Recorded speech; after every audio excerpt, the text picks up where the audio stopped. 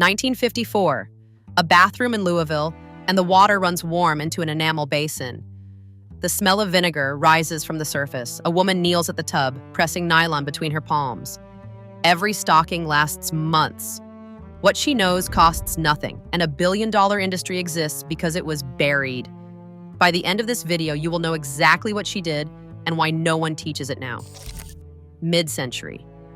American women stayed polished from head to toe on a fraction of what women spend today. Not because they had more time or better genes, but because they had knowledge that has since been commercially replaced. This video opens with one of the most buried grooming rituals of the era, the nightly hand-washing method that kept a single pair of nylon stockings lasting months when modern hosiery barely survives a week. After that, we move into 5 practices that once defined the daily routine of every well-kept woman in America. How she positioned her body for sleep to wake without a single crease on her face. How she turned a kitchen table into a full manicure salon using nothing but lemon halves, warm olive oil, a basin of petroleum jelly, and a chamois cloth so soft it could polish silver. A weekly ritual so complete and so quietly effective that it made professional nail care unnecessary for an entire generation of American women. How she performed bedtime rituals that kept her skin firm and smooth for decades. How she washed her hair on a schedule so precise it kept every strand thick well into her 60s.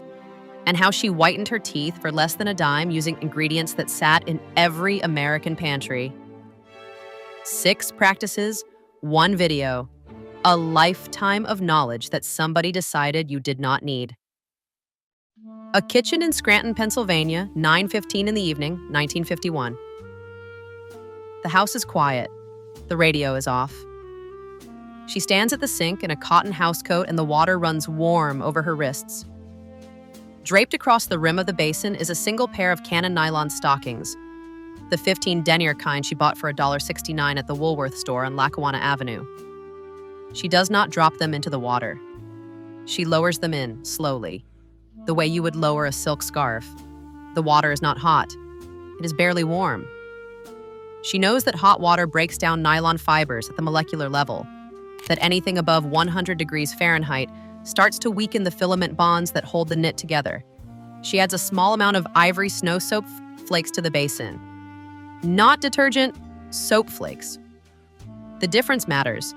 Detergents contain optical brighteners and enzymes designed to strip organic material, and nylon is a synthetic polymer that reacts poorly to enzymatic breakdown. Ivory snow cost 19 cents a box in 1951. 1 box lasted her 2 months. She works the stockings gently between her fingers, pressing and turning, never wringing. She lifts them from the basin and rolls them flat inside a clean white towel, pressing down once to absorb the water. Then she drapes them over a wooden drying rack near the kitchen window where the air is cool and dry. No clothespins, no radiator heat, no direct sunlight. That pair of stockings will last her 3 to 4 months of daily wear. A 1953 report published by Consumer Reports tested nylon hosiery under controlled laundering conditions and found that hand washing in lukewarm water with mild soap extended the usable life of nylon stockings by up to 300% compared with machine washing. 300%. The same stocking, the same thread count, the same denier. The only variable was how it was washed. A single pair of nylon stockings cost between $1 and $2 in the early 1950s.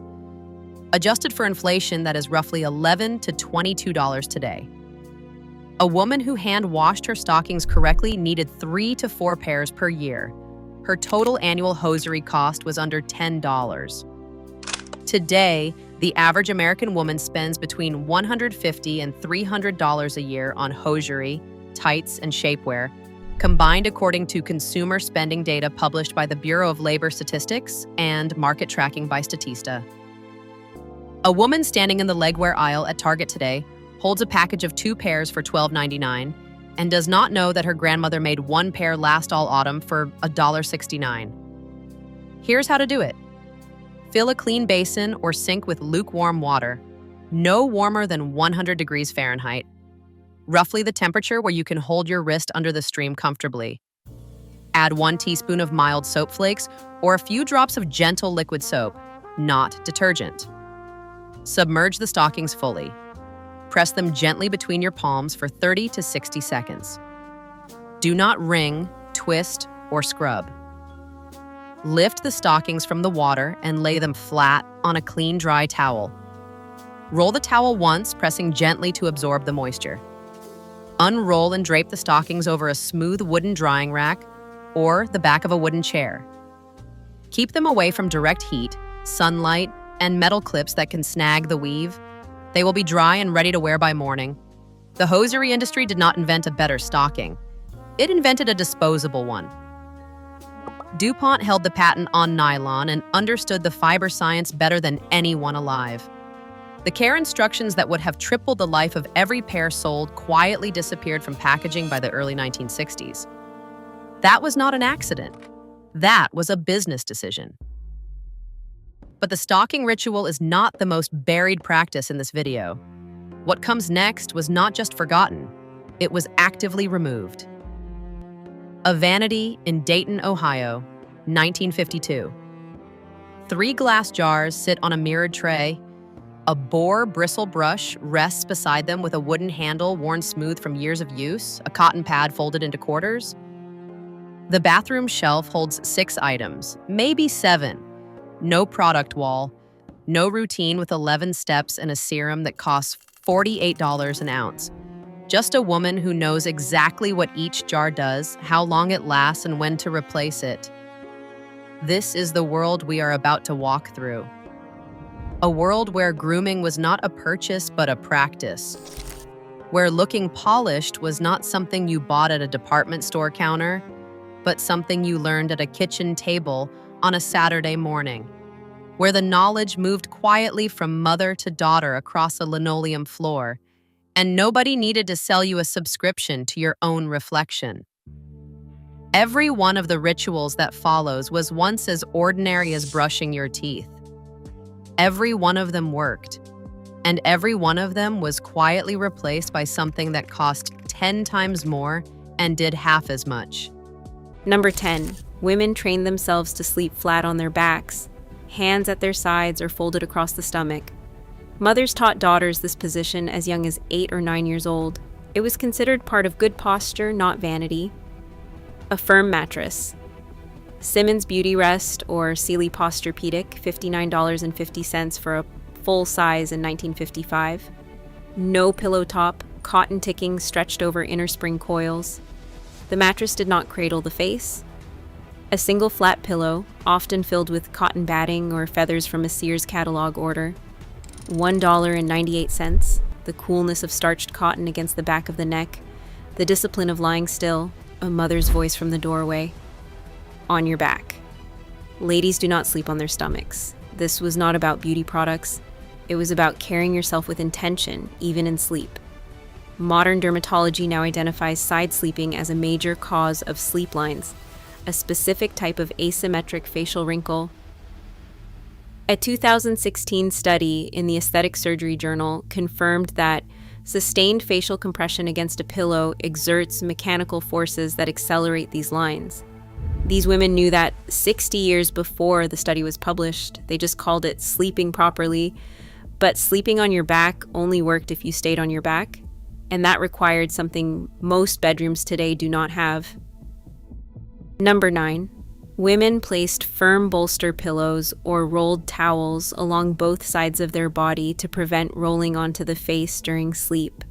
A physical guardrail system built from whatever was in the linen closet. A cylindrical bolster, often homemade, a bath towel rolled tight and pinned with safety pins, or a flour sack tube stuffed with cotton scraps. Department stores sold decorative bolsters at Woolworths for $1.49. Placed snug against the hip and shoulder on each side. The feeling of being held in position without being restrained. Some women tucked a folded hand towel under the chin to prevent the head from turning. The small ritual of arranging the bed each night like setting a table for one. She built a system out of towels and common sense. No $89 anti-wrinkle sleep pillow from an Instagram advertisement. The engineering was invisible, it cost nothing, and it worked every single night. The position protected the skin. But what she put on her face before lying down was the other half of the equation.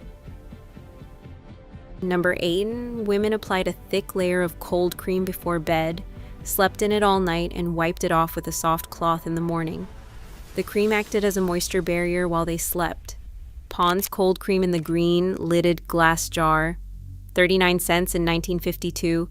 The cool, thick texture, part mineral oil, part beeswax, part borax, scooped with 2 fingers, spread across the forehead, cheeks, chin, and throat in small circles.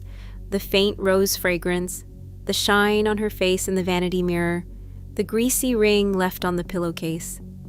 Every woman's pillowcase had those faint yellow circles. A soft washcloth wrung in warm water in the morning. Skin underneath, pink and plump like she had slept in a greenhouse. That jar sat on the vanity for 30 years. Same formula, same price. The overnight moisture treatment the beauty industry now sells for $65 under the name sleeping mask is the same principle Pond's offered for pocket change. The jar did not need rebranding. It needed to be forgotten so something expensive could take its place. The cream protected the skin, but the fabric touching her face mattered just as much. And what most women slept on would surprise you. Number 7. Women who could not afford silk used satin pillowcases to reduce friction against the face and hair while sleeping. Cotton pulls and creases the skin. Satin lets the face glide. Satin yardage from the fabric counter at JCPenney or the 5 and dime, 40 cents a yard.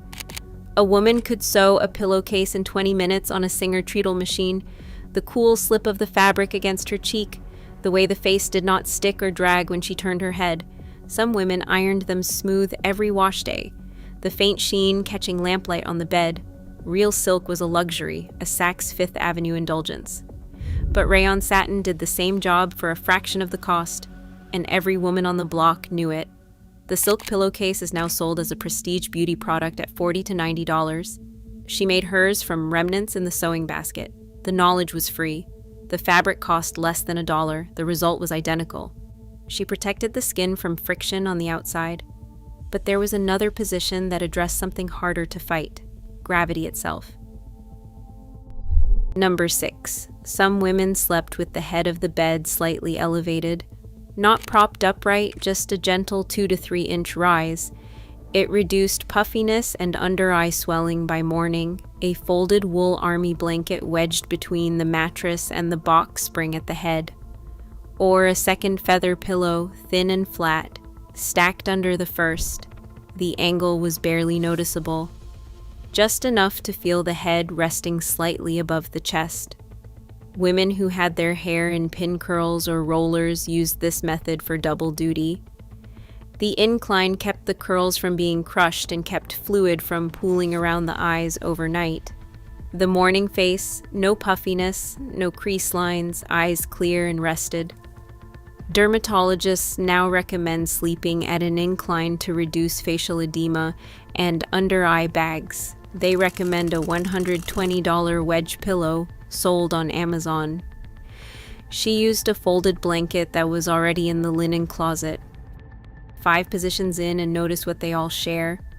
Not one of them required a purchase, not one came from a magazine advertisement or a dermatologist's office. They came from observation, from women watching their own mothers age and deciding quietly, without fanfare, to do what worked. There is a difference between a beauty routine and a beauty industry. The routine came first. The industry came later and charged admission. The incline kept the face clear. But what she did with her hands while she slept was a detail most people have never heard. Number 5. Women applied Vaseline or cold cream to their hands and face, then wore soft white cotton gloves to bed. The gloves prevented them from unconsciously pressing their hands into their face during sleep. That pressing is a primary cause of sleep creases. Vaseline petroleum jelly, the blue-lidded jar, 12 cents in 1953. White cotton gloves from the notions counter at Kresge's 5 and dime, 15 cents a pair. A generous coating of Vaseline worked into the hands and knuckles. Gloves pulled on, the strange softness of cotton against greased fingers. In the morning, the gloves came off and the hands were smooth as a child's. But the real benefit was the face. No knuckle imprints, no fingernail marks, no crease from sleeping with a fist pressed against the cheek. Women who wore the gloves woke with smooth skin on both their hands and their faces. A woman's hands worked all day. Dishes, laundry, garden, children. The gloves were the only kindness those hands received. And they protected her face in the bargain. 12 cents for the Vaseline, 15 cents for the gloves, 27 cents of self-respect. The gloves kept the hands away from the face, but there was another method that involved the jaw, one that addressed something most women never talked about in public. Number 4. Women tied a soft fabric strip or silk scarf under the chin and over the top of the head before sleeping. It kept the jaw closed and the facial muscles taut through the night. It was believed to prevent sagging along the jawline and a double chin. A strip of soft cotton or an old silk stocking cut and folded. Some women used elastic bandage wrap from the medicine cabinet, placed under the chin, brought up along the jawline, tied in a small bow at the crown of the head, the gentle upward pressure holding everything in place.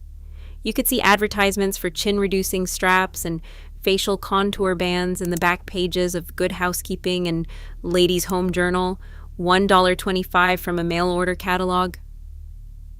But most women made their own from the scrap bag, slept in them like it was nothing unusual, because to them it was not. The modern beauty market now sells V-line lifting masks and jaw contouring sleep bands for $30 to $50 a piece. Same principle, same physics, different price tag. She tied a silk stocking around her chin in 1956, and it cost her nothing but 5 seconds of her evening. The chin strap addressed the jawline. But the next method addressed something even harder to control: the forehead. Number 3. Women applied small strips of medical adhesive tape across the forehead and between the brows before bed. The tape physically prevented the skin from creasing during sleep. Johnson & Johnson adhesive tape from the medicine cabinet. Or frownies. Small adhesive patches sold specifically for this purpose, first introduced in 1989 and still on the market today. 25 cents a box in the 1950s. Small strips placed horizontally across the forehead, furrows, and vertically between the brows. The slight pull of the adhesive on the skin, the discipline of keeping the face still while falling asleep. In the morning, peeled off gently, the skin underneath smooth and flat, the crease that had been forming paused. Night after night, the lines were trained out rather than filled in. Botox injections cost hundreds of dollars per session, and work by temporarily paralyzing the muscle. While medical tape cannot paralyze a muscle, these women used it as a physical splint, preventing the skin from bunching up while they slept, effectively training the face to stay relaxed. There is a difference between erasing a line and preventing one. Number 2. Some women slept completely flat on their backs with no pillow at all, face to the ceiling, spine straight, neck long and extended. The tape held the forehead still, but the next method required no product at all, just a specific way of arranging the body that most people have completely forgotten. The bare mattress under the head, a single folded hand towel placed beneath the neck for support, not the head, the chin slightly elevated, the chest open and flat, no creasing between the breasts, the décolletage smooth and unwrinkled by morning. Actresses were rumored to sleep this way. Joan Crawford reportedly slept flat with her face taped and her neck fully extended. The advice appeared in beauty columns throughout the 1940s and 50s. Sleep like the dead and wake looking alive. The stillness required was absolute. It was an act of discipline most modern sleepers cannot imagine. Chest wrinkles are now treated with silicone pads at $25 a sheet, laser resurfacing at $1,200 a session, and injectable fillers. She prevented them entirely by removing the pillow and lying still. The treatment cost nothing. The discipline cost everything. And that was the point. No pillow, no product, no cost. But there is one more, and it was the foundation that made every other method on this list work. Number 1. The full nighttime ritual. Not one step, the whole sequence performed every single night for decades. The bathroom at 10 o'clock, the creak of the medicine cabinet, Noxzema or Pond's rubbed in small circles, The cool sting of Noxzema on the cheeks, 35 cents a jar, a warm washcloth to remove the day, then the cold cream applied fresh, thick as frosting, the silk scarf folded into a triangle and tied under the chin, the cotton gloves pulled on over greased hands, the light turned off, the settling into position, flat on the back, hands at the sides, chin slightly elevated, the bolster pillows snug against each hip, the house quiet. 7 minutes from start to finish. She did this 3,000 nights in a row and never once called it a skincare routine. She called it getting ready for bed. The average American woman now spends over $300 a year on nighttime skincare products alone. Her grandmother spent less than $5 a year and woke with better skin. But it was never about the money, it was about the ritual. A woman alone in the quiet house after the dishes were done and the children were in bed. 7 minutes of stillness, 7 minutes that belonged to no one else. The cold cream was not the treatment. The stillness was. And somewhere right now, a girl is standing in a doorway watching her grandmother at the vanity. The cold cream goes on, the scarf is tied, the gloves are pulled on, the lamp clicks off. And without a single word, the lesson begins again. What she did before sleep was only half the story, because what she did the moment she sat down and looked at her own two hands told a deeper truth about how seriously she took her daily care. Number 14. Women rubbed a thin coat of Crisco vegetable shortening or lard into their hands every night before bed. Some wore cotton gloves over it while they slept. Crisco in the blue and white tin, a fingertip's worth, warmed between the palms, worked into every knuckle, around the cuticles, across the backs of the hands where the skin dried out first. The faintly sweet, neutral smell that was nothing like perfume and everything like the kitchen. Old white cotton gloves pulled on over the grease, sometimes a pair of her husband's worn-out dress gloves. By morning, the skin had drunk every bit of it, hands smooth as cream. Crisco cost about 30 cents for a 1-pound tin in 1953, the same tin she used for pie crust and for seasoning the cast iron skillet. She used the same ingredient to feed her family and to care for her hands, and saw no contradiction in that. The hand cream aisle did not exist yet because it did not need to. But soft hands meant nothing if the nails were ragged, and the tool she reached for was not sitting in a drugstore. It was already in her sewing basket. Number 13. Women filed their nails in one direction only, never back and forth. A simple emery board from the 5 and dime and one firm rule that prevented splitting and peeling. A thin emery board from Woolworth's a nickel. The soft scraping sound, always pulling in the same direction. Base to tip, the fine dust on the vanity top. She shaped each nail into a gentle oval, never pointed, never squared off. The shape of a lady's nail, her mother told her. Filing took 2 minutes. The nails never split because no one was sawing them apart. The One Direction rule was not printed in any magazine. It passed hand to hand, mother to daughter, at the kitchen table.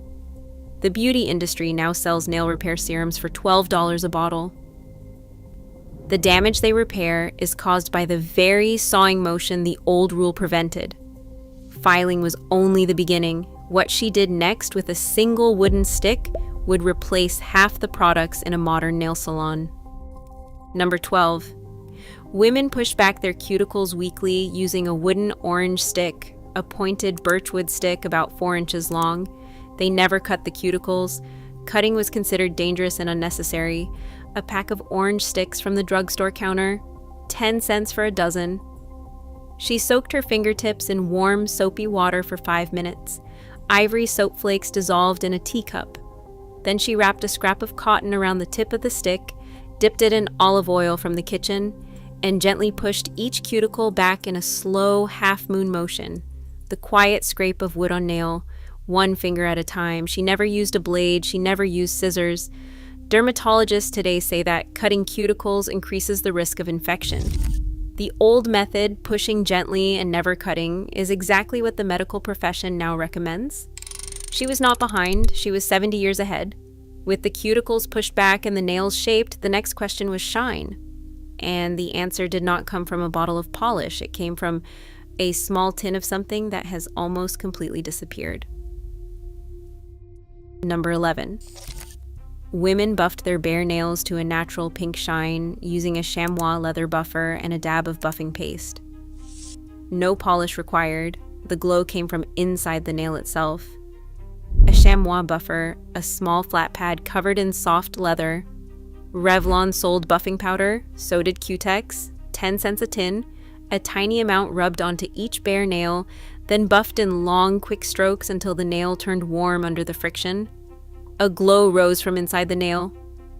Pink and alive, not lacquered on top, lit from beneath. The sound of leather on keratin, quick and rhythmic. The shine lasted days. It could not chip, it could not peel, it could not smudge. It was not sitting on the nail, it was the nail. Nobody could sell a replacement for something that was already there. The shine came from the buffer, but the strength came from the kitchen, and the recipe sounds stranger than anything on a salon menu today. Number 10. Women dissolved unflavored Knox gelatin in warm water and soaked their fingernails in it once a week. Some also drank a small glass of dissolved gelatin every morning to strengthen nails from the inside out. Knox unflavored gelatin in the red box, 1 packet dissolved in a cup of warm water. Fingertips submerged for 10 to 15 minutes while she read the newspaper or listened to the radio. The protein coated and penetrated the nail plate. Nails that had been peeling and splitting thickened within 2 weeks. Some women drank a half packet in warm water each morning. The faint animal smell, the slightly thick texture on the tongue. A packet cost a few pennies. Knox gelatin is still on the grocery shelf today. The same red box, the same formula, the nail strengthening treatment sold in salons now contain the exact same protein. They cost $15 a bottle. They just do not tell you where the idea came from. But gelatin handled the nails. What about the skin around them? A woman who washed dishes 3 times a day in scalding water had hands that told the whole story. She had a remedy for that too, and it sat right next to the sugar bowl. Number 9. Women mixed glycerin with rose water and rubbed it into their hands every day. It was the most common homemade hand treatment in mid-century America. A small bottle of glycerin from the pharmacy, 15 cents. A bottle of rose water, 20 cents. Mixed in equal parts in a glass bottle kept by the kitchen sink. The faint scent of roses, clean and old-fashioned, not syrupy. Rubbed into the hands after washing dishes or hanging laundry on the line. Glycerin draws moisture from the air directly into the skin. Hands that had been in scalding soapy water an hour earlier felt like silk by supper time. Every drugstore in America carried both ingredients. Some pharmacists mixed it for you right at the counter and charged a dime. Glycerin and rose water, 2 ingredients. You can still buy both today. But almost nobody does because nobody told their daughter, and the shelf space went to something in a plastic tube with a brand name on the label. 5 items in, and not a single one required a trip to a specialty store. Shortening, an emery board, a wooden stick, buffing paste, gelatin, rose water. Every ingredient came from the kitchen or the corner pharmacy. The vanity table was not a woman's laboratory. The kitchen was. And the kitchen did not charge $35 for a manicure. The hands were soft, the nails were strong, but there was one weekly practice that took care of both at the same time. At the kitchen sink. Number 8. Once a week, women warmed olive oil or sweet almond oil in a small saucepan and soaked their fingertips in it for 10 to 15 minutes. It softened cuticles, strengthened nails, and conditioned the skin all in one step. A small saucepan on low heat, olive oil from the pantry or sweet almond oil from the drugstore at 20 cents a bottle, warmed just enough to feel pleasant against the skin, poured into a shallow bowl, all 10 fingertips submerged, the warmth soaking in, the oil seeping under the cuticle and into the nail bed. 15 minutes of nothing but warm oil and quiet, nails that practically glowed for 3 days afterward. A salon hot oil manicure now costs $35. She did it with a saucepan and a nickel's worth of oil. The treatment is identical. The price is not. The oil soak handled the nails, but what about a woman whose hands were rough and red from scrubbing floors and wringing laundry by hand? She had a weekly treatment for that too, and the main ingredient was sitting in the pantry right next to the flour. Number 7. Women made a paste of dry oatmeal and warm water and scrubbed their hands with it to remove rough, dead skin. A gentle exfoliant done weekly, nothing else required. Quaker oats from the round cardboard canister, a handful ground between the palms. Mixed with warm water or milk to make a thick paste. Rubbed over the backs of the hands, the knuckles, the fingertips where the skin cracked first. The slight grit of the oats lifting away the dead layer, rinsed in warm water. The hands left behind felt new, not raw, not stripped, just clean down to the fresh skin underneath, the faint smell of oats and warm milk in the kitchen. The exfoliating hand scrub is now a $15 product in a designer jar. The ingredient list often starts with colloidal oatmeal. She skipped the jar and went straight to the canister. Number 6. Some women wore rubber gloves religiously during dishwashing. Others could not stand them and washed barehanded. Both types had a system. Playtex living gloves, introduced in 1954. Pink rubber with a cotton flock lining, 79 cents a pair. Some women wore them for every sink load, every bleach job. Others hated the feel. The lost grip, the sweat building inside. Those women washed barehanded and then doubled their nightly Crisco treatment. They rubbed a cut lemon half over their hands to counteract the harshness of the soap. Glove women and barehand women both had their reasons. She was never careless about her hands. She made a choice and she handled what came with it. Number 5. Women rubbed a cut lemon half over their fingernails to bleach away stains and yellowing. Some soaked their nails in a dish of straight lemon juice for 5 minutes. A lemon cut in half on the kitchen counter, each nail pressed into the flesh and twisted slowly. The citric acid dissolving the daily residue of a life lived with the hands.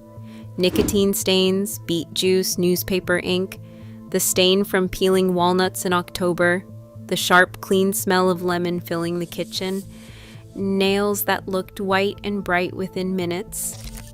Some women added a pinch of Arm & Hammer baking soda to make a paste and scrubbed it over the nail with an old toothbrush. The gentle fizz, 5 cents worth of lemon and a box of baking soda that already lived under the sink. The nail whitening pen sold in drugstores today contains citric acid as its active ingredient. It costs $8. The lemon knew first. Here is something worth saying plainly. Every one of these rituals required a woman to stop, to sit down with her hands in warm oil, to stand at the sink rubbing lemon into her fingernails, to spend 10 quiet minutes with a chamois buffer and a tin of paste. These were not shortcuts. They were the opposite of shortcuts. They were the only minutes in the day that belonged entirely to her. These were rest stops hidden inside a routine. That was not a flaw. That was the whole point. The daily maintenance kept her hands presentable, but there was one thing in her vanity drawer that could make them look finished in under 10 minutes. And it came in a small glass bottle that no woman born after 1970 would recognize. Number 4, women applied nail polish in a precise 2-coat system, 1 thin base coat and 1 thin coat of color. The polish lasted because she applied it thin and let each layer dry fully. Revlon nail enamel in a small glass bottle with a brass cap. Q-Tex in fire engine red, 40 cents. She wiped the brush against the neck of the bottle until nearly dry. 1 thin stroke down the center of the nail, 1 stroke on each side, 3 strokes total. A pale half moon left unpainted at the base of each nail, the signature look of the era. She blew on her nails or waved her hands slowly in the air. 10 minutes of sitting completely still, No ultraviolet lamp, no quick dry spray. The sharp acetone smell filling the bathroom. 3 strokes per nail, 1 coat, no rushing. The entire manicure took less time than the drive to a modern nail salon. And it lasted a full week because thin layers dry and thick layers crack. That is not a beauty tip, that is physics.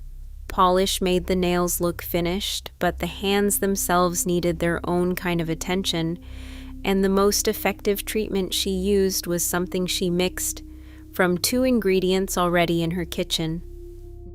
Number 3. Women mixed raw honey with a beaten egg yolk and rubbed it over their hands as a mask. Left it on for 15 to 20 minutes, rinsed with warm water, done. 1 egg yolk from the icebox, a tablespoon of honey from the jar on the shelf, stirred together in a teacup until the mixture turned thick and golden, smoothed over the backs of both hands, between the fingers, across every knuckle. The slow tack of the honey against the skin. She sat with her hands open on her lap, palms up, doing nothing for 15 minutes.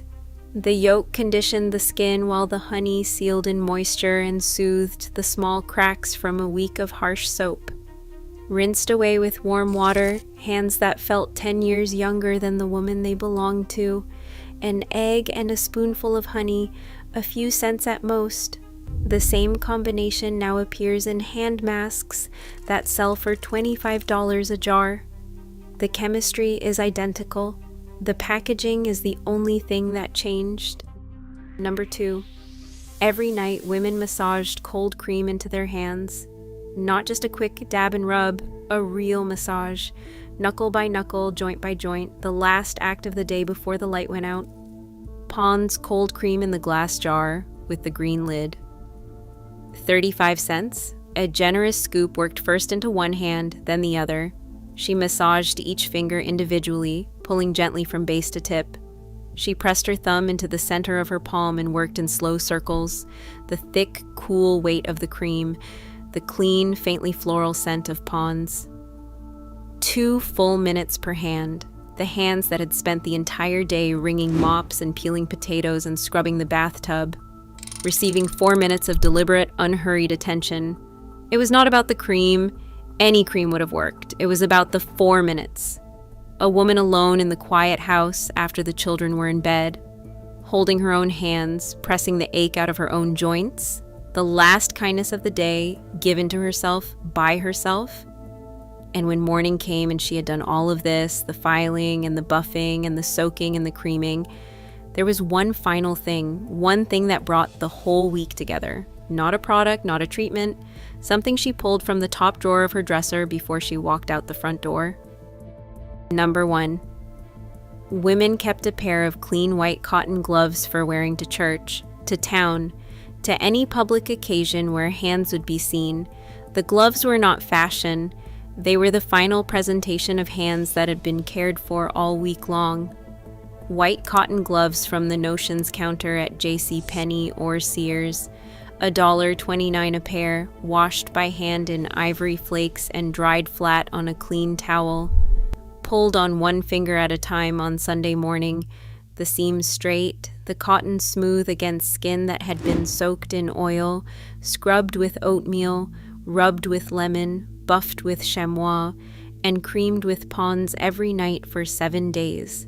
The soft snap of the glove at the wrist, the way she held her hymnal, her pocketbook, her daughter's hand on the church steps, all in white cotton, all perfectly clean. The gloves said nothing and everything at the same time. They said these hands scrubbed the floors, wrung the laundry, peeled the potatoes, and washed the dishes 3 times a day. And then these hands were cared for, repaired, made ready to meet the world. The gloves were not covering her hands. They were honoring them. Every callus underneath had been earned. Every soft inch of skin had been tended. The gloves were the final word at the end of a week written in labor and in care. These women's hands were not pampered. They were respected. There is a difference. And the women who owned those hands knew exactly what it was. The hands were only the beginning. The most private rituals, the ones no guest ever saw and no magazine ever photographed, happened after the lights went low and the house fell quiet. And those rituals are the reason she still looked 35 at 50. Number 8, the cotton glove treatment. Every night, women coated their hands in heavy cream and slept in white cotton gloves. The gloves held the moisture against the skin until morning. Jergens lotion in the pink bottle, 39 cents in 1954. Or Heinz honey and almond cream in the amber glass bottle with the black cap. A thick layer rubbed into every knuckle between the fingers deep into the cuticles. Then white cotton gloves from the Notions counter at J.J. Newberry's, 10 cents a pair. The soft pressure of clean cotton holding everything against the skin all night long. The faint smell of almond and honey on the pillowcase at dawn. By morning, hands that had scrubbed laundry on a washboard, hands that had peeled potatoes and wrung out mops and hung wet sheets on the line for 6 people. Those hands felt like they belonged to a woman who had never worked a day in her life. Her hands did more labor by noon than most of us do in a week. The gloves were not vanity, they were the one concession she made to softness in a life that did not offer much of it. The gloves took care of the hands, but the face had its own ritual, and it started with a jar that sat on nearly every vanity in America. Number 7. The Pond's Cold Cream Nightly Cleanse. Every single night, women massaged a thick layer of Pond's cold cream into their face and neck. Then they tissued it off. It was cleanser, moisturizer, and anti-aging treatment in one glass jar. Pond's cold cream in the green-lidded jar, 49 cents at the Rexall drugstore. The texture was cool and dense, heavier than any modern moisturizer, almost like soft butter, scooped out with 2 fingers, massaged in slow upward circles across the forehead, over the cheeks, along the jawline, and down the throat. The faint smell of roses, then a Kleenex tissue pressed gently to the face, lifted away with a full map of the day on it. Dust, powder, lipstick, the grime of a kitchen and a household, and a full day lived in the open air. Sometimes she applied a second coat, left it on overnight. The skin was never stripped, never tight, never dry. A 52-year-old woman with skin that still had give. That cold cream jar outlasted marriages. A daughter remembers the green lid, the weight of the glass in her hand, the quiet click when her mother set it back on the vanity. That jar was the last thing touched before the light went out. The modern facial cleanser market is worth over $6 billion a year. Her jar cost 49 cents and did everything. Cold cream cleaned the face. But what she did next is what kept the wrinkles from settling in, and it cost almost nothing at all. Number 6. The Vaseline Eye and Lip Barrier. After the cold cream, a thin layer of Vaseline petroleum jelly went around the eyes and on the lips. Every night, left on until morning, Vaseline in the small blue-capped jar. A fingertip's worth, not a glob. Dabbed gently along the orbital bone. Pressed softly into the fine lines at the outer corners of the eyes. A thin coat smoothed across the lips. The petroleum created an occlusive seal, a barrier that held moisture against the skin all night long. The delicate skin around her eyes stayed soft and pliant for decades. In 2022, a practice called slugging went viral on social media.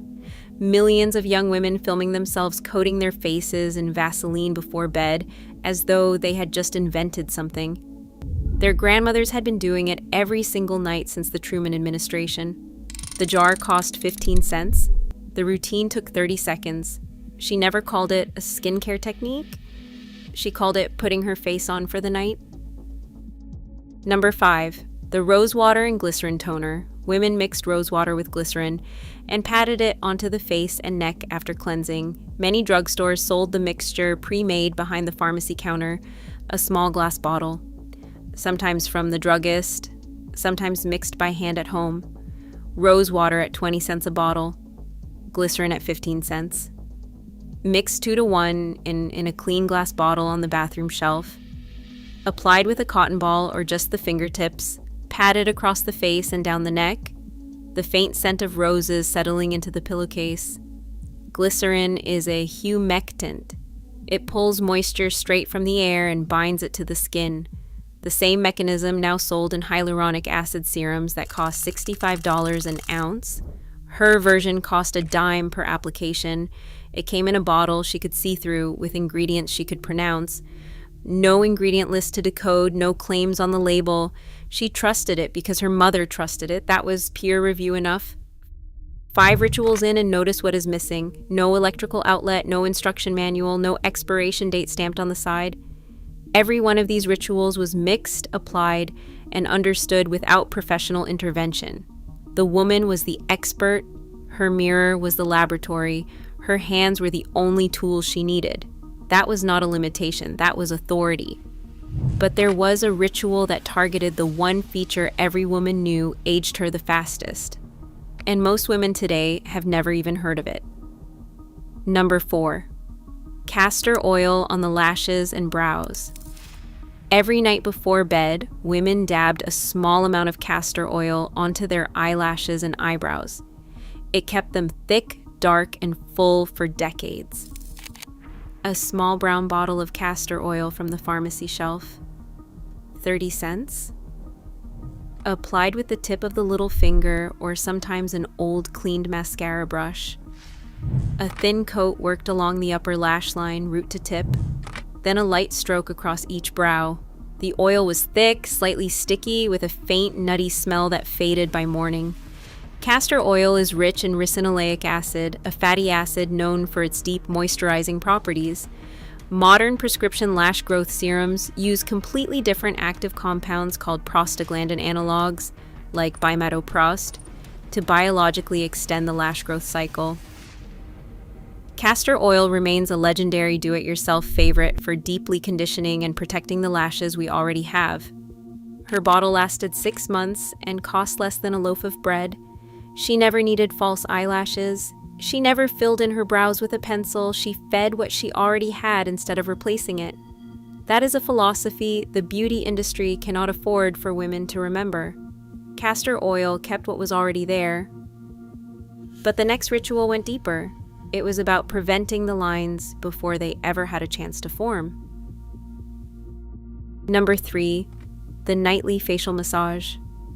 Women gave themselves a firm upward massage every night while applying their cold cream.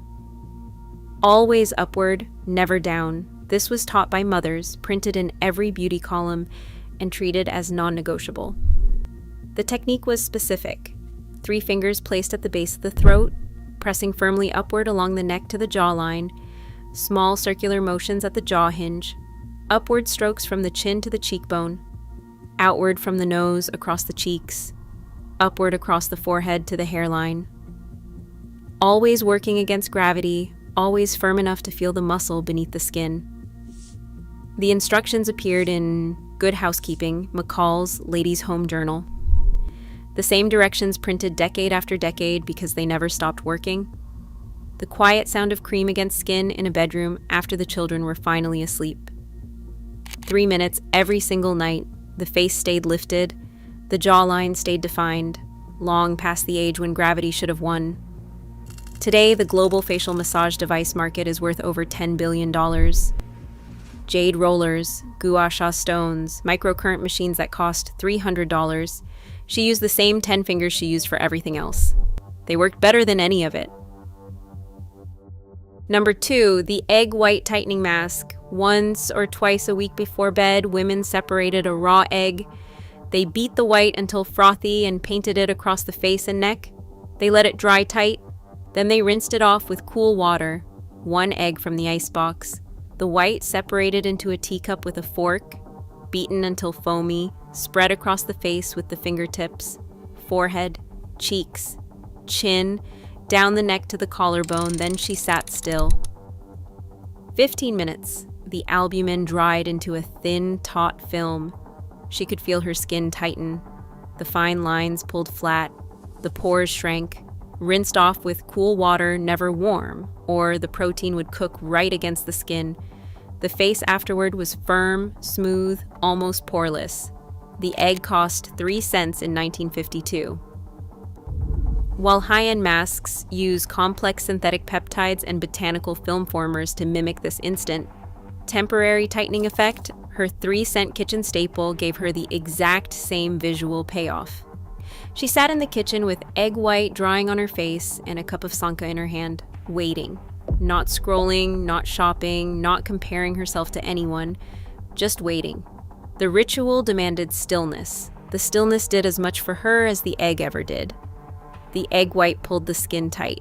But the last ritual, the one almost nobody talks about anymore, is the one that mattered most. It happened in the dark, after everything else was done. Every one of these rituals shared something that no modern product replicates. They required a woman to stop, to stand at the sink, to sit at the vanity, to close the door. For 10 or 15 minutes at the end of the day, she was not someone's mother. She was not someone's wife. She was a woman taking care of her own face in her own mirror. That was not indulgence, that was survival. Number 1, sleeping on her back. The discipline of the pillow. Women trained themselves to sleep flat on their backs to prevent sleep creases from becoming permanent wrinkles. The position was deliberate, disciplined, and passed from mother to daughter like bedtime law. The bedroom is dark. The house is finally still. She lies flat, face to the ceiling, hands folded or resting at her sides. A satin or cotton pillowcase, never rough percale if she could help it.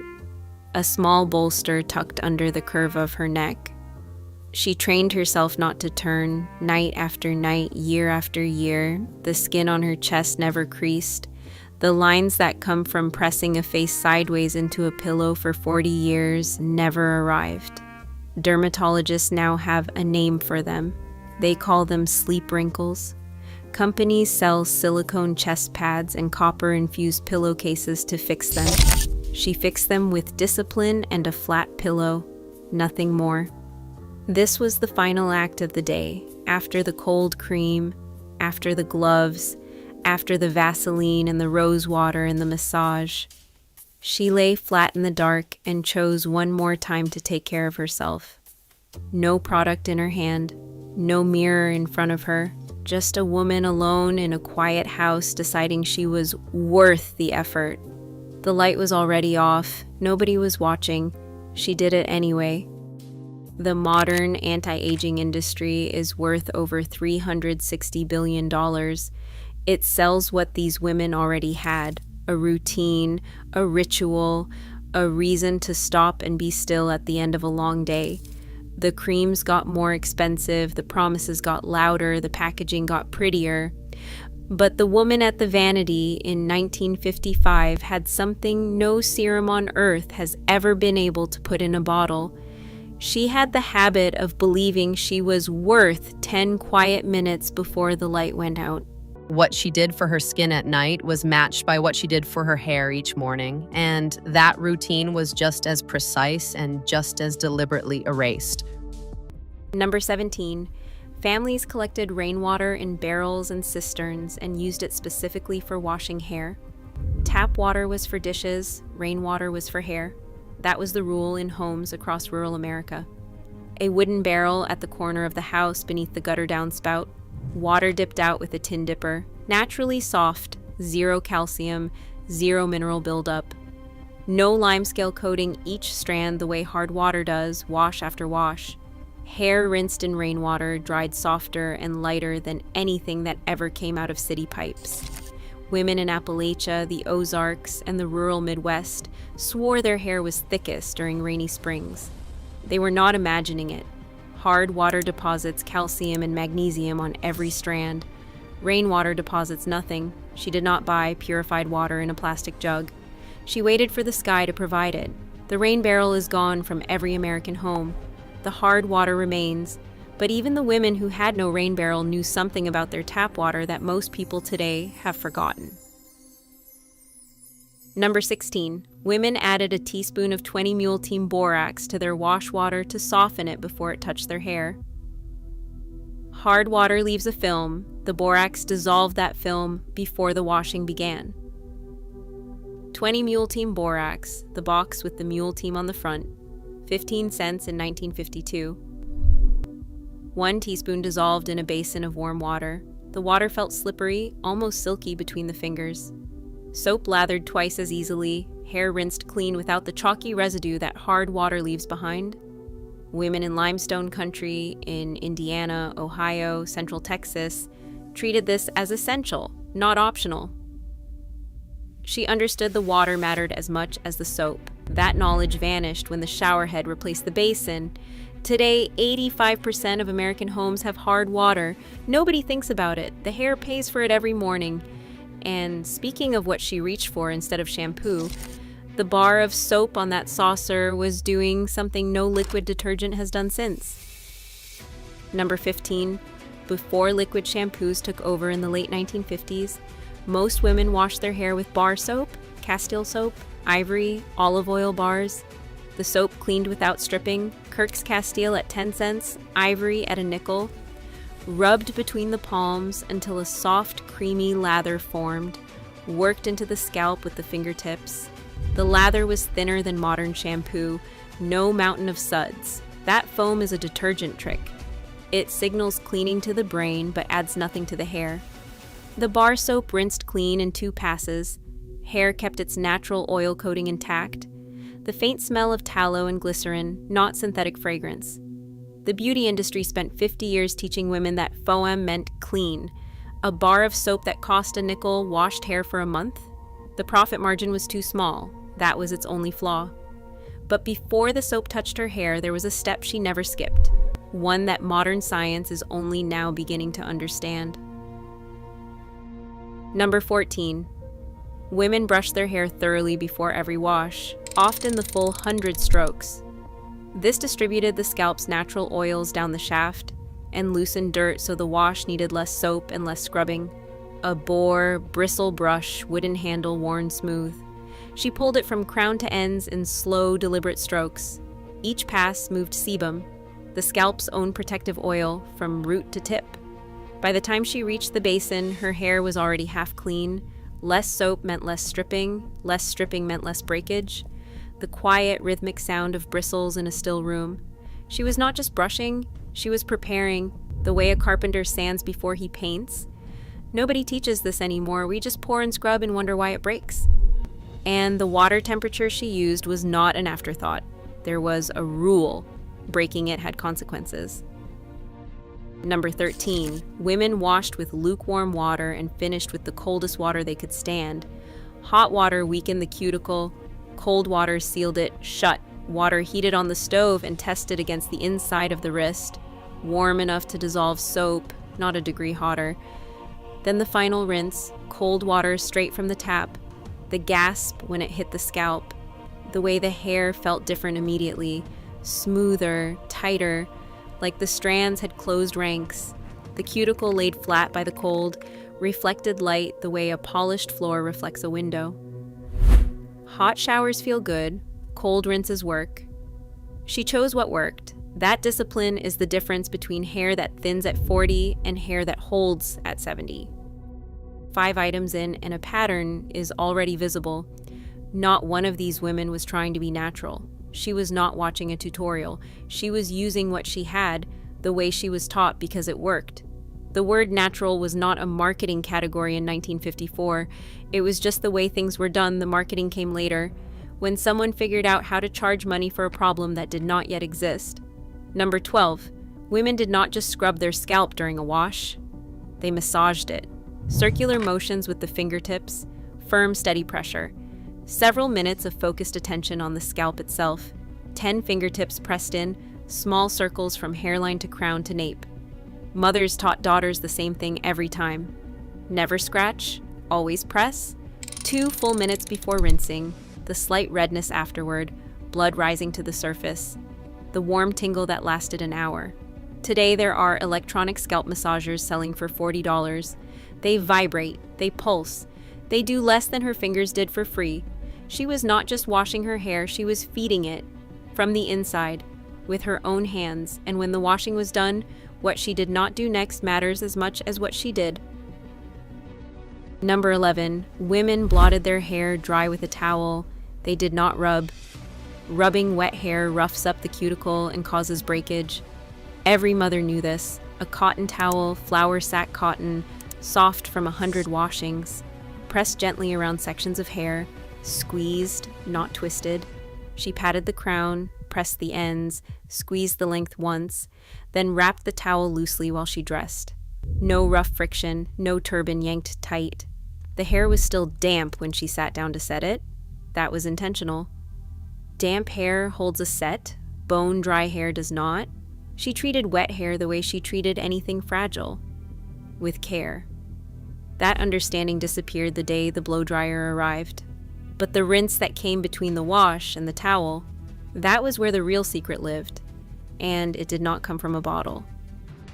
Number 10.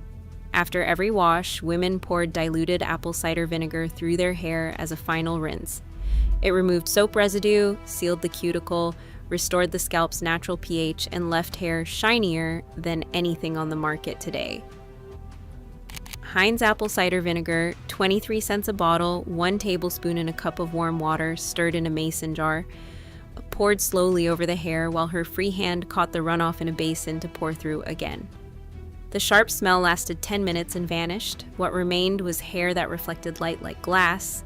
No waxy buildup, no silicone film. The cuticle lay flat because vinegar is mildly acidic, the exact pH of healthy hair. That is chemistry practiced at the kitchen sink. A bottle lasted 6 months. It cost less than a loaf of bread. Nobody could patent vinegar. That was the problem. Vinegar handled the outside of the strand. But there was another rinse, made from something on the kitchen windowsill that handled what was happening underneath at the root. Number 9. Women simmered rosemary in water, strained it, and poured it over the scalp as a final rinse. It was the standard remedy for thinning hair in households across America. A sprig from the garden or a jar from the spice rack, simmered 20 minutes, strained through cheesecloth, dark amber liquid with a fragrance between pine and camphor, poured over the scalp, massaged in, never rinsed out. A well-known 2015 clinical study found that rosemary oil performed similarly to a 2% concentration of minoxidil for hair regrowth after 6 months. Last year, rosemary water went viral on social media. Millions of young women filmed themselves pouring herb water on their hair as though they had just invented something. Their grandmothers were doing it in 1952. The rosemary grew in a clay pot on the windowsill. It cost nothing but sunlight. The industry now sells it for $28 an ounce. Number 8. Women separated egg yolks from the whites and used the yolks alone as shampoo. The yolk contains lecithin, a natural emulsifier that helps bind oil and dirt so they can be rinsed away. While the yolk is packed with nutrients, the proteins in an egg are actually too large to deeply bond with your hair's internal structure without chemical hydrolysis, but they can temporarily coat the strand, making it feel temporarily thicker. Here's the thing nobody says out loud. These women were not trying to grow their hair. They were not fighting thinning. Their hair was already thick. It had never been stripped by daily detergent washing, never scorched by flat irons at 200 degrees, never coated in silicone that sealed damage underneath a layer of artificial shine. These rituals did not repair damage, they prevented it from ever happening. That distinction is everything. Americans now spend over $48 billion a year on hair care. Most of it goes toward fixing problems that did not exist when the kitchen sink was the salon. Number 7. Women brewed dried stinging nettle leaves into a strong tea and poured it over the scalp after washing. Nettle was the standard folk remedy for thinning hair. Dried nettle from the pharmacy or gathered wearing gloves from a ditch bank in spring, steeped 15 minutes, strained, a dark green liquid with a grassy mineral smell, poured warm over the scalp, left in. The silica and iron strengthened the shaft. The improved circulation fed the follicle. Women who used it reported the same thing: less hair in the brush, more hair on the head. A box of dried nettle at the 5 and dime cost 15 cents. She did not have a dermatologist. She had a remedy her mother gave her. It worked. The hairbrush told her every morning nettle handled thinning, but there was another treatment for the opposite problem. hair gone dry and brittle from winter air or hard work. Number 6. The night before a wash, women heated castor oil on the stove, worked it into the scalp, and slept with a towel over the pillow. By morning, the oil had penetrated the shaft. The next day's wash removed the excess. Castor oil in the brown glass bottle, 20 cents, a tablespoon warmed in a saucepan until just above body temperature. Parted the hair in sections, applied with the fingertips directly to the scalp, massaged in circles. The heavy, viscous feel of castor oil between the fingers. An old towel over the pillowcase. By morning, the oil had bonded to the keratin. The wash removed the surface. The moisture stayed. That same oil now appears in $60 hair growth serums, diluted to a fraction of its strength. The ingredient did not change. The price did. Number 5. Once a month, women dissolved a tablespoon of Arm & Hammer baking soda in warm water and used it to strip all buildup from the hair. A reset wash, the orange box from the kitchen, a heaping tablespoon in a cup of warm water, poured through the hair, no lather, no foam, a slightly gritty feeling. The hair felt almost too clean afterward, stripped to its original state.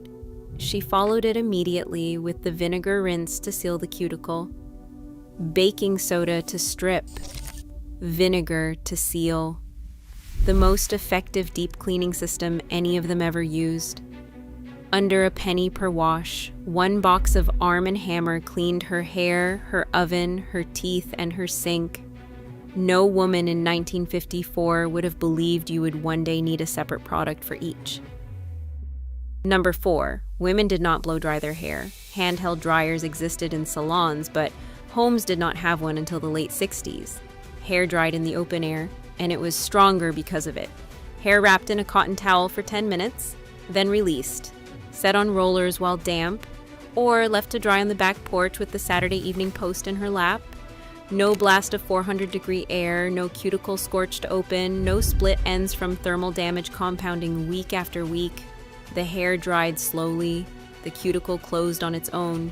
Each strand kept its full moisture. Hair that had never been heat damaged bent without breaking. It had weight. The blow dryer arrived like a convenience. It stayed like an addiction. And it took something most women never noticed was gone, the natural thickness of hair that had never been cooked. Nearly every ritual on this list shares one principle. It is slow. The oil sat overnight. The rinse was poured twice. The hair dried in the air. There was no express lane. The modern hair care industry runs on speed. Wash faster, dry faster, style faster. But hair does not operate on a schedule. It grows slowly, it heals slowly. The women who understood that had the thickest hair in the room at every age. Number 3. Women dissolved unflavored Knox gelatin in warm water and poured it through freshly washed hair. Left it in, did not rinse. It coated each strand in a layer of animal collagen protein, giving the hair temporary structure. Knox gelatin in the red box, 10 cents a packet. 1 teaspoon dissolved in a cup of boiled water, poured through clean hair at the sink. The hair felt thicker, while still wet. By the time it dried, each strand carried a transparent protein shell. Less breakage, more body, a shine like glass.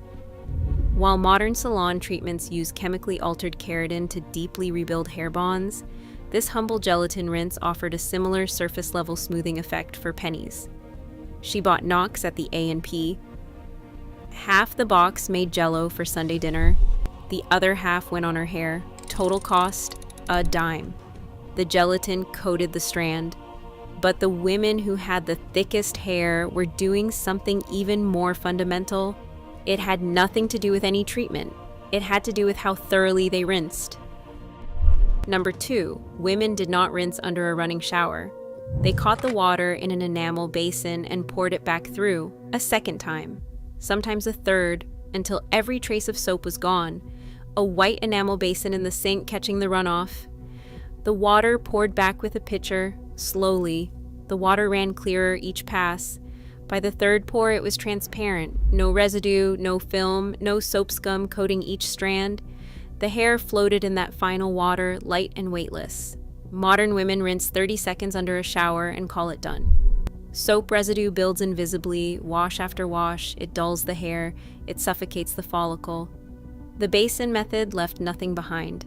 She did not have hot water on demand, so she made every drop count. The limitation forced a thoroughness that abundance has completely destroyed. And now the one ritual that held all the others together, the practice that explains more than anything else why their hair stayed thick for decades, and ours does not. Number 1, women wash their hair once a week, some every 10 days, some every 2 weeks. That was considered normal. That was what the doctors recommended. And it is the single most important reason their hair was thicker than ours. Saturday morning, the one wash of the week, a bar of ivory at a nickel or a bottle of Apparel at 35 cents. One lather worked through with the fingertips, one rinse, then the cold final pour. If the hair squeaked between the fingers, it was clean. No second lather, no repeat. The scalp, left alone for 7 days, regulated its own oil. Sebum, the body's own conditioner, had time to travel the full length of the strand. Hair washed once a week did not get greasier, it got smarter, it balanced itself. That oil protected each strand from breakage, from sun, from wind. Hair trained this way was thicker, stronger, and shinier than anything daily washing has ever produced. Then the shampoo companies figured something out. Their synthetic detergents stripped hair so aggressively that the scalp overproduced oil in a cycle that demanded more washing, more product, more spending. Rinse and repeat was never a hygiene instruction. It was a business model printed on the back of every bottle. The woman washing once a week was not behind the times. She was immune to the whole machine, and her hair proved it every day until she was 80 years old. And somewhere tonight, an old woman is leaning over a kitchen sink while her granddaughter pours warm water from a pitcher. The bar of soap sits on the saucer. The vinegar waits on the counter, and the lesson passes one last time from hand to hand. Her hair, her skin, her hands, her rest. Every piece belonged to the same quiet system. But nothing reveals how simple that system truly was, more clearly than what she used to keep her smile white. Number 15. A woman mixed a tablespoon of Arm & Hammer baking soda with a capful of hydrogen peroxide from the brown bottle in the medicine cabinet. She stirred it into a gritty paste on a saucer and brushed with it once a week. The mixture bubbled and fizzed the moment the two ingredients touched.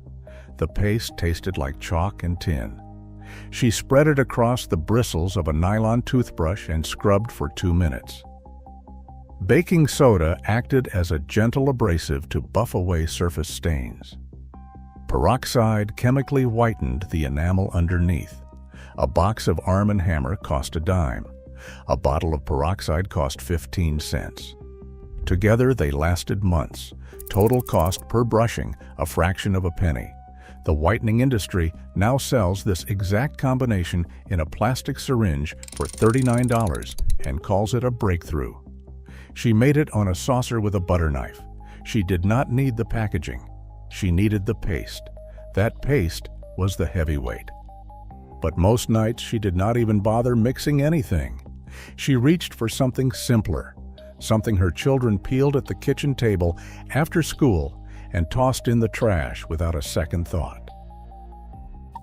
Number 14. She rubbed the white inner side of a fresh orange peel directly across her teeth for 2 or 3 minutes, then rinsed thoroughly with water. Unlike the acidic flesh of the fruit, the white pith contains D-limonene, a natural stain remover that helped polish her smile without the high acid content. The inside of the rind, the white pith, was the part that worked, slightly gritty, faintly sweet.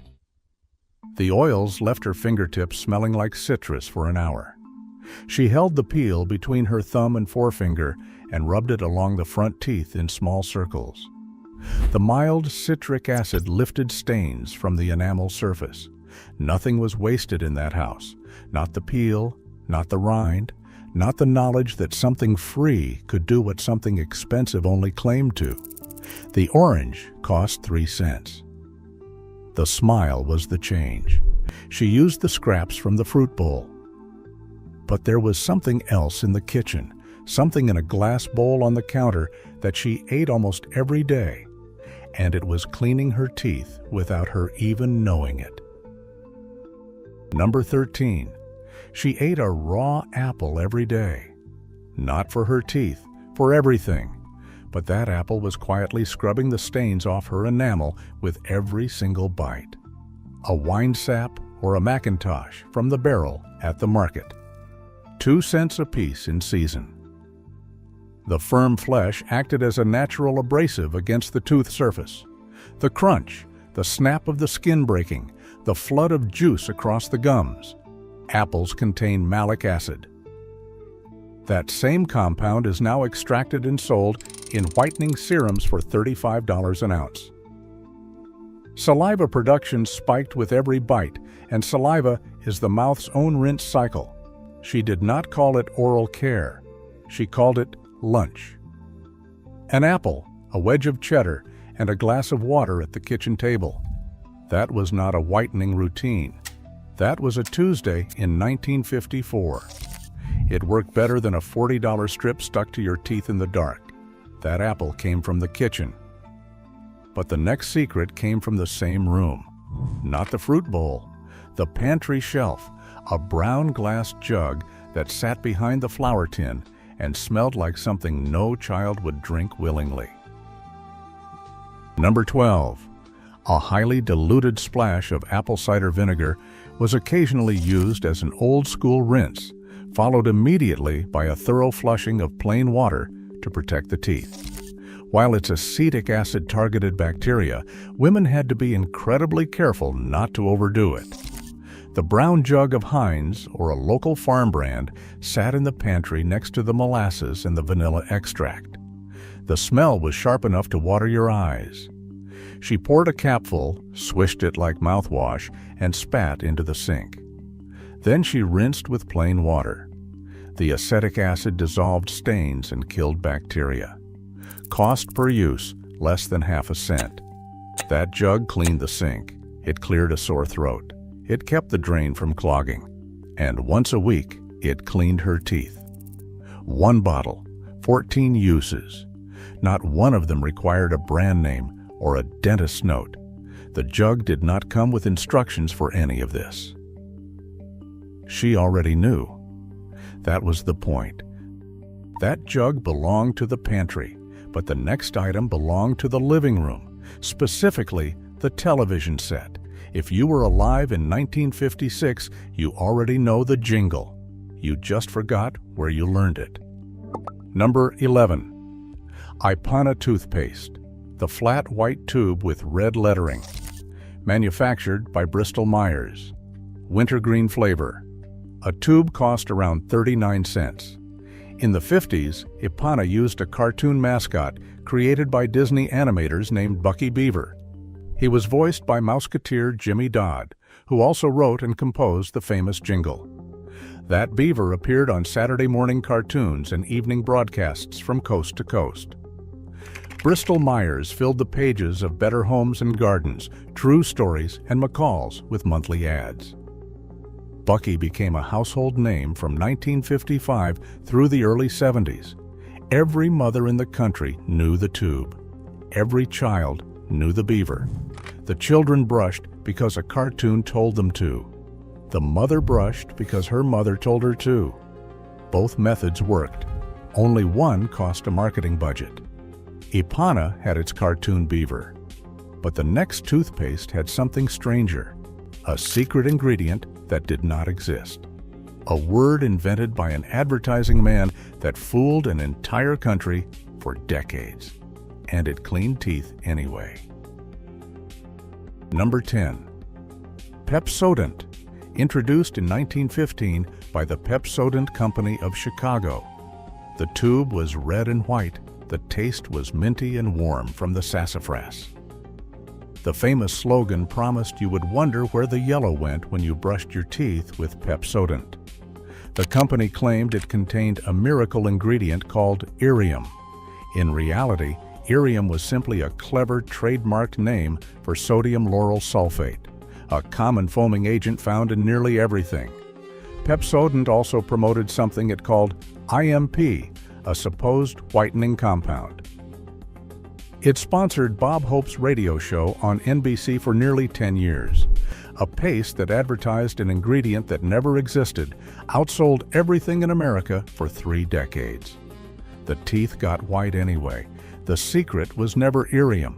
The secret was that people brushed every single day. Twice. Without being reminded by an app. Without a subscription delivering replacement heads to the door. A tube, a brush, and a habit installed in childhood that nobody needed to sell them twice. 10 items in, and look at what has appeared so far. An orange peel, an apple, a jug of vinegar, 2 tubes of toothpaste that cost less than a pack of gum. Not one of these required electricity, a prescription, or an appointment. Every single one was already inside the house. The 20th century did not discover teeth whitening. It discovered how to charge for it. And the generation that came before the charge had better teeth than the generation that came after. Number 9. She walked to the herb garden, picked a fresh sage leaf, and rubbed it directly across her teeth. That was the entire process. The gray-green leaf had a velvety texture, and the taste was slightly bitter and earthy on the tongue. Since medieval times, people used sage to whiten their teeth and strengthen the gums. Many toothpastes on the shelf today are still based on sage extract. Without the tube, a fresh leaf does the same work. The essential oils have astringent properties that tighten gums and reduce inflammation. A sage plant cost nothing once it was in the ground. It came back every spring without asking. A woman who grew sage was not buying whitening strips. She was growing them. 16 inches from the back door, next to the thyme and the parsley. The garden had no aisle. No checkout lane, just what she needed. When she needed it, the sage came from the garden. But the next secret came from the kitchen sink, from the leftover rind of something she had already squeezed into the iced tea. Number 8. After squeezing a lemon for cooking or lemonade, she rubbed the white pith of the rind across her teeth. She let it sit for 1 minute, then rinsed. The sharp citrus scent filled the bathroom, the slight pucker at the gum line, not the yellow zest, the soft, white pith underneath. After squeezing a lemon for cooking, some women used the leftover rind as a quick polish, though modern dentists warn that the intense acidity of lemons can severely strip your enamel if left to sit. A lemon cost 2 cents. She had already used it for the pie or the fish. The rind was a bonus. She used the juice for cooking, the zest for flavor, the rind for her teeth. Then the rest went into the disposal. Nothing in that lemon went to waste. That was not frugality. That was architecture. Every part of everything had a second purpose, and she knew them all. That lemon belonged to the kitchen. But the next item came from the bathroom shelf. A small turquoise tin with a metal lid that predated toothpaste itself. If you are under 50, you have probably never seen one. Number 7. Dr. Leon's Tooth Powder. Established in 1866 by a practicing dentist in New Jersey. Before toothpaste came in tubes, American families used tooth powder. A dry, fine-grained powder shaken onto a wet toothbrush. The turquoise tin with navy blue lettering had a small metal cap that unscrewed to reveal a sifter top. Inside was a careful blend of sodium bicarbonate, calcium carbonate, and powdered cuttlebone. The label promised no drugs, no grit, no pumice, no acid, and no harmful ingredients. Finer than baking soda. It tasted clean and faintly chalky. A tin cost about 25 cents and lasted for months. By 1949, toothpaste had captured 75% of the American market. The tin vanished from shelves. The tube replaced it. The tube cost more, performed no better, and needed a redesign every 2 years to keep selling. That tin just sat on the shelf. Same shape, same job, year after year. No rebrand, no limited edition, no influencer holding it up to a ring light. The tooth powder came in a tin, but the next method came in nothing at all. It arrived from the garden in June and stained her fingertips red. Number 6. She mashed a ripe strawberry with a fork, rubbed the pulp across her teeth with her finger, let it sit for 2 minutes, and rinsed. June berries from the backyard patch. The small ones, not the oversized greenhouse variety, crushed in a saucer with the back of a fork, seeds and all, the sweet tart taste on the gums, the pink stain on the porcelain sink. Strawberries contain malic acid, a natural enzyme with whitening properties. It dissolves surface discoloration and triggers extra saliva production. She rinsed and followed with regular toothpaste. Cost, nothing. The berries grew beside the fence. The modern beauty industry sells fruit enzyme whitening serums for $35 an ounce. The active ingredient is the same malic acid that sat in a bowl of June strawberries on a kitchen counter 70 years ago. She was not behind the science. She was the source. 6 items remain, and every single one of them costs less than a nickel. What you are looking at is not a list of whitening tricks. It is a record of a time when Americans solved their own problems. They did not wait for a product launch. They did not scroll through an article. They opened the cupboard, the medicine chest, or the spice rack and made something work. That instinct did not die of old age. It was sold out from underneath them. Number 5. She uncapped the brown bottle of hydrogen peroxide from the medicine cabinet and swished a diluted capful for 60 seconds. The dark brown glass with the white label. Every medicine cabinet in America had one. 15 cents at the drugstore. She poured a capful, mixed it with equal parts water from the tap, swished it like mouthwash, and spat. The foaming on the gums, the faint metallic taste. That fizz was the peroxide doing its work. Hydrogen peroxide is a natural bleaching agent that kills bacteria on contact. The same compound that sat in her medicine cabinet for 15 cents is the active ingredient in every professional whitening treatment sold today. Every strip, every custom tray, every $500 in-office procedure. She had the ingredient. She just did not have the invoice.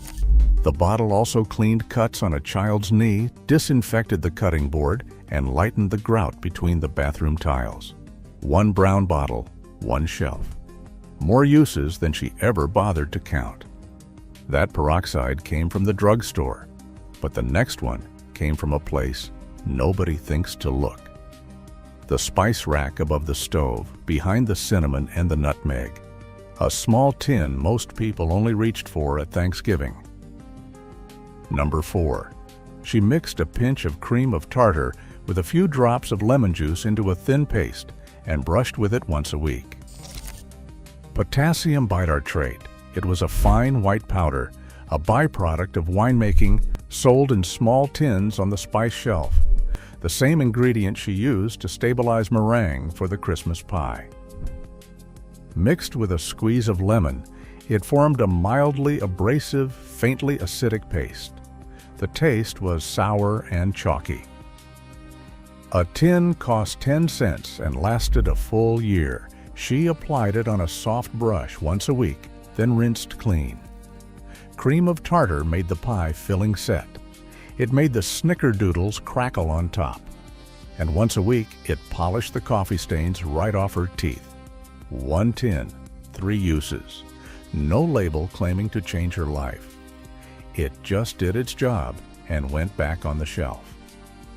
She did not need to understand the chemistry. She just needed to know it worked. And she did. Because her mother had told her, and her mother's mother before that. That spice rack held a secret. But the next secret did not come from any shelf at all. It came from the kitchen table, from a round blue container with a girl holding an umbrella. And it did not cost a dime. It cost nothing. Number 3. She wet her finger, pressed it into the salt, and rubbed it across her teeth. Or she dissolved a spoonful in warm water and swished. Morton's salt, the round blue canister with the girl in the yellow dress. Already in every kitchen in America. Already paid for. She dampened her index finger, pressed it into the coarse crystals, and scrubbed each tooth in small circles. The grit. The sharp, clean bite on the gums. Then a warm water rinse. Salt is a mild abrasive and a natural antiseptic. It pulled moisture from bacteria and left the mouth cleaner than it found it. Cost per use, nothing. The salt was already there. Salt preserved the meat. Salt drew moisture from the cucumbers for canning. Salt melted ice on the front step in January. And salt kept her teeth white for 60 years. One ingredient, 500 uses, no subscription required. That salt sat next to one thing on the kitchen shelf, the same thing found in every American home from 1920 to 1970. A yellow box with a red circle and a flexed arm. If you grew up in that house, you already know what it is. Number 2. A wet toothbrush dipped directly into the open box of Arm & Hammer baking soda. Brushed for 2 minutes. Rinsed. Done. The yellow box with the flexed arm logo. Church & Dwight, founded in 1846. Baking soda has been cleaning American teeth for over 100 years. A half-pound box cost 8 to 10 cents. It sat on the counter next to the stove. She dipped the damp bristles right into the open box. The faintly salty, slightly chalky taste. No mint, no flavor, just clean. The gentle abrasive power scrubs away surface stains and reveals brighter enamel underneath. It also neutralizes the acids in the mouth that break down tooth structure over time. That box cleaned her teeth. It deodorized the icebox. It scrubbed the sink. It smothered a grease fire. It soothed a bee sting on a child's arm. 10 cents. It did the work of 10 products that had not been invented yet. Today, the dental aisle carries 47 toothpaste options. She had one yellow box, and her teeth were whiter than yours. Nobody told her that was remarkable. In that house, it was just Tuesday morning before breakfast. That yellow box was the king of the kitchen shelf. But there is one more. And it is the one that will stop you cold. It cost nothing. It came from no store. It required no recipe. And it vanished so completely from American life that almost no one alive today has ever tried it. It came from the fireplace. And what she did with it sounds impossible. Number 1. She dipped a damp cloth into the cooled white ash from the fireplace, rubbed it across her teeth, and rinsed. Hardwood ash from oak, maple or hickory, cooled in the firebox overnight, fine and powdery, almost silky between the fingers. She scooped a pinch with a damp rag, rubbed it gently across her front teeth, and rinsed with a cup of water from the kitchen. Wood ash contains potassium carbonate, which creates a highly alkaline environment that chemically lifted organic stains. The taste was faintly metallic and faintly alkaline, and gone in seconds. It cost absolutely nothing. The fire had already been lit for warmth or for cooking. The ash was already sitting in the hearth. Ancient Egyptians used it. Native Americans used it. Hippocrates himself recommended it. One woman remembered her childhood, how the family gathered soot from the wood-burning fireplace because store-bought powder was far too expensive for a large family. They used the soot, and their teeth were white. The fire warmed the house. The ash whitened the teeth. Nothing was bought. Nothing was wasted. Nothing was marketed. A woman knelt at the hearth, touched her finger to the ash, and solved a problem that an $11 billion industry still pretends is complicated. It was never complicated. It was just forgotten. And forgetting it was not an accident. It was a business plan. Every practice in this video shares one thing that no modern product can replicate: time and attention given freely, with ingredients that cost almost nothing, performed in kitchens and bathrooms by women who never once called it a routine. They called it getting ready. The pattern is not that these methods were primitive, the pattern is that they were complete. And the moment they became complete was the moment someone decided they needed to be sold back to us in pieces. The knowledge was never lost. It was divided. A basin of warm water and a bar of soap was split into 12 products that cost hundreds a year. A lemon half became a nail salon membership. A cotton pillowcase became a $40 silk one with a discount code attached. These rituals never stopped working. We just stopped being told.